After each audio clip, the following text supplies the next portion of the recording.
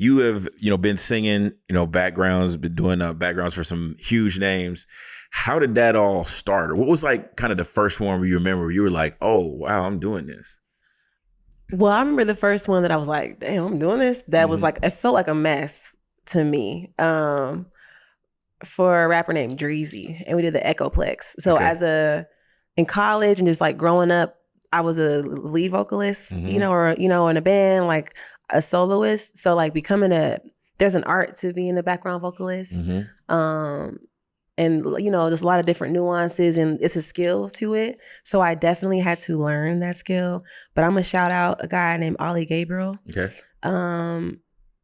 Super huge, like a soul rock artist, a crooner, just a huge personality, and like singing background for him, I had to step my game up. His partner at the time, it was giving, you know what I'm saying? It was rolling. We were rolling down the river. Okay, I used to go to run before I did his show. Oh wow! And that was the first time I stepped into a certain level of choreography. I think that was one of the gigs that kind of really set the tone for me doing this in town. But we met at the Juice Joint, and I was just young. And he pulled me in. That probably was the first time I started to take it like more seriously, and also realize the depth of what it required to do the job well. So yeah, shout out to Ollie Gabriel. That's what's up. We'll talk more about the Juice Joint later on. Definitely want to get into that because it's very cool community, dope vibes. So we'll definitely talk more about that. So you mentioned that was like the first one that kind of prepared you. What was next after that? I guess I was just singing in town. That was like my first consistent gig, but like my first touring background vocalist opportunity was with Willow Smith. Okay. So that was like, I was been working in town for years. It's a long time just for, auditioning, just hoping to get to that position. Didn't you do Sunday service before that? Yes. Same year, but Sunday service call was like January 4th or something, the very beginning of 2019. Okay. But that was such a huge ensemble that a lot of requirements there too, but it was a completely different experience than the Willow gig. So like I did 6 months with Ye and the choir, and then I switched gears to Willow.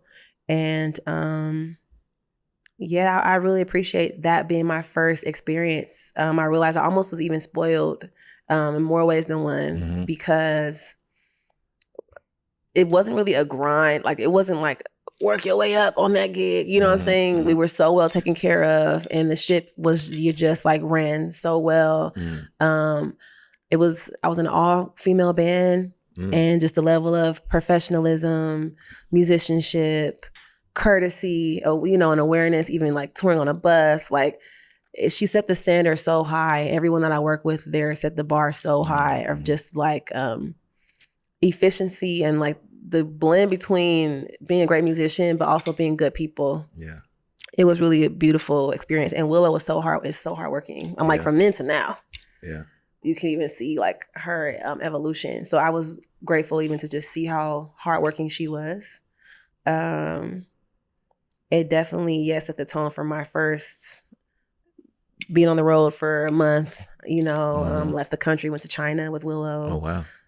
So I'm really grateful for that era. But I learned there like what it's like to be at the next level.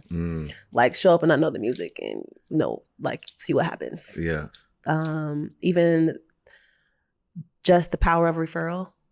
Shout out to India Sean. She called me for that. But I was also able to bring one of my best friends on, and realize you called the wrong person. It reflects that on you as well. So yeah, that was the beginning. Yeah. It doesn't seem like it was that long ago. I feel like I've been doing it longer than I have, but it's really, I guess, only been this is the 7th year.